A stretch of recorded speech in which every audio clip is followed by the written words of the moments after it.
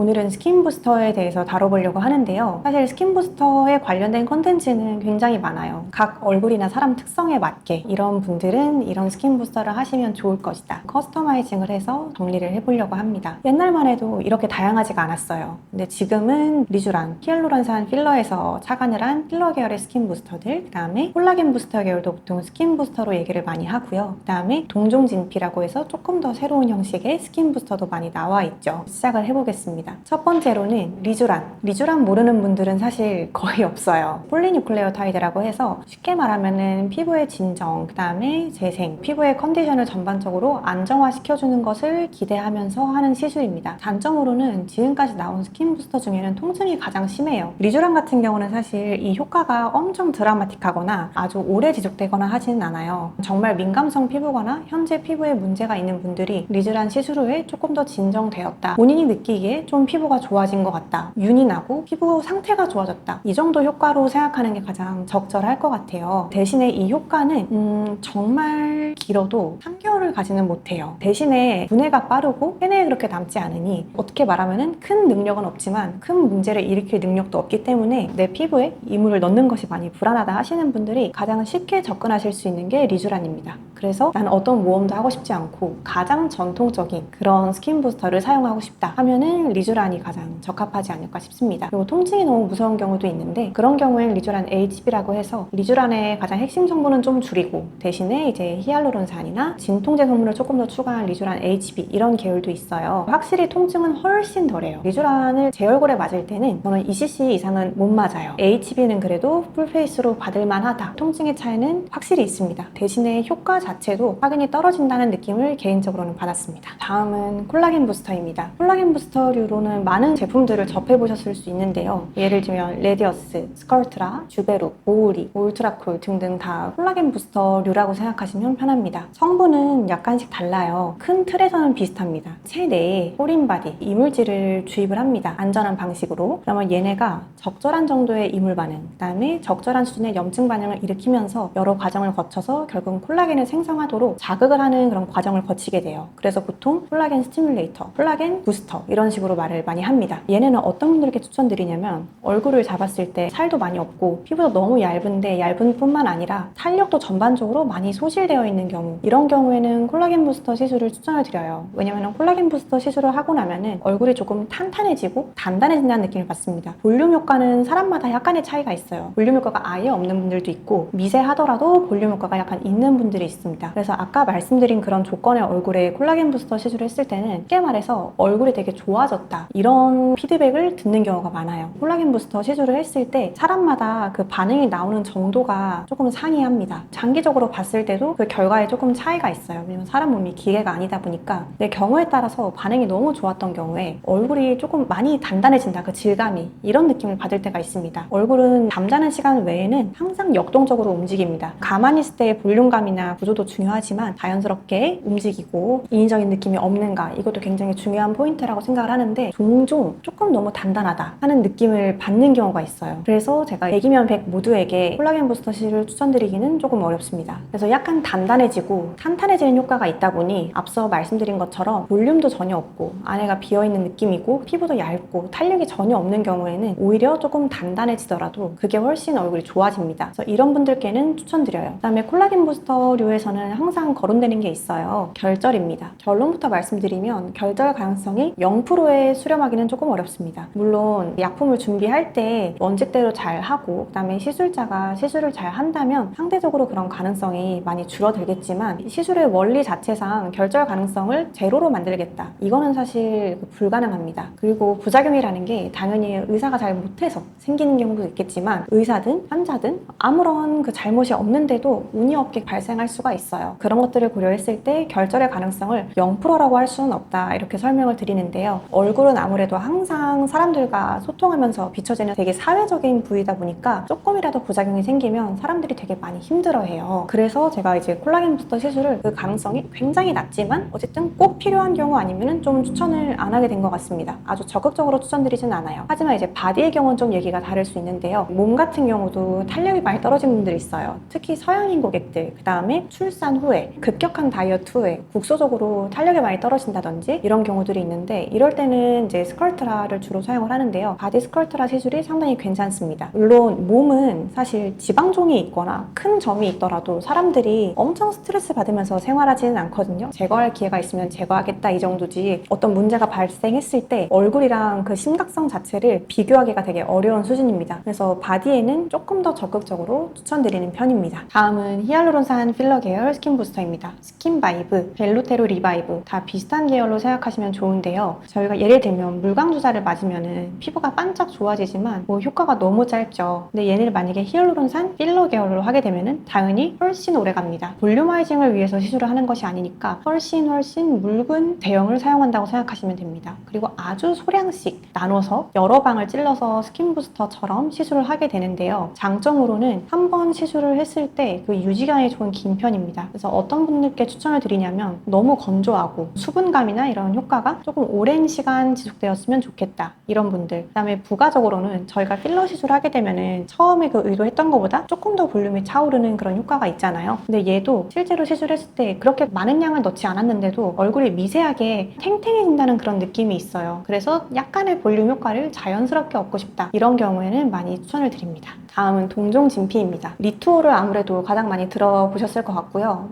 주부아셀, 셀르디엔, 그다음에 리본느 등등 아예 생소하신 분들도 있을 거라고 생각을 합니다. 얘는 콜라겐 부스터랑은 완전히 달라요. 이름이 동종 진피인데요. 쉽게 말해서 사람 피부에서 빼온 성분이다 이렇게 생각하시면 됩니다. 물론 피부를 그대로 넣는 것은 아니고 거기서 문제를 일으킬 만한 불필요한 것들은 여러 가지 공법을 통해서 최대한 제거를 하고, 저희가 관심 있는 콜라겐, 엘라스틴 등등 저희가 노화로 인해서 잃어가는 그런 성분들만을 순도 높게 추출한 시술이라고 생각하시면 될 것 같은데요. 개인적으로 좋아하는 이유는 말 그대로 이물질이 아니기 때문에 향후에 좀 시간이 지나서 지연성으로 부작용을 일으킬 만한 확률이 이론적으로는 상당히 낮다는 데서 높은 점수를 주고 있고요. 또 하나 제 생각에 좀 매력적이라고 생각되는 부분은 시술 방법에 따라서 얻고자 하는 효과가 약간씩 달라질 수 있어요. 뭔가 변주를 줄 수 있다는 점인데, 노화가 진행이 된다면 피부 탄력도 떨어지지만 볼륨도 서서히 빠지는 곳들이 있어요. 사람 얼굴마다 비슷한 부분이라고 생각이 되는데, 경우에 따라서는 피부의 탄력을 높이면서 얼굴을 좋아지게 만들기도 하고, 어떤 경우에는 얼굴의 볼륨을 미세하게 개선하면서 조금 더 얼굴이 좋아지는 그런 효과를 얻기도 합니다. 원리 때문에 제가 굉장히 좋아하는 건데요. 요즘에 가장 애용을 하고 있고, 원내에서는 현재는 주바셀을 사용하고 있습니다. 또 동종진피 같은 경우에는 어떤 분들께 추천을 드리냐면, 20대 후반을 넘어선 경우부터는 크게 사람 가리지 않고 추천을 드립니다. 실제로 피부 퀄리티가 되게 좋아지기도 하고, 필요한 경우에 따라서 미세하게 자연스럽게 볼륨을 좀 개선하는 효과가 있어요. 근데 물론 필러만큼은 절대 못합니다. 정말로 적극적으로 볼륨 보충이 필요하다 하는 경우에는 필러로 가시는 게 맞고요. 그 다음에 아까도